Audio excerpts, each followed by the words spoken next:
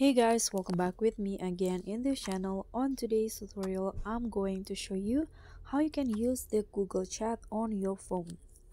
So first, Google Chat can be used on the Gmail app. So if you are on Android, you can just open your Gmail apps on your phone.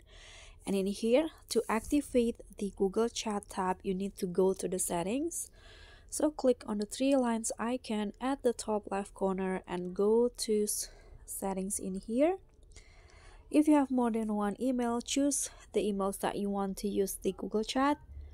And then in here, this is the settings of my Gmail. You can just scroll down and under the general section, there will be this chat option. So click on chat, click on the checkbox to show the chat tab, and you can see after the Gmail is restarting, there will be this chat tab.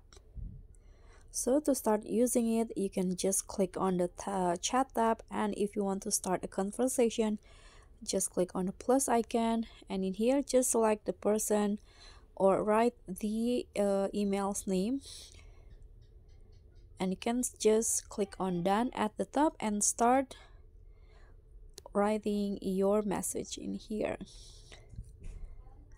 So that's all for me. Thank you so much for watching. Don't forget to like, comment, and subscribe. Also click on the thanks. Bye.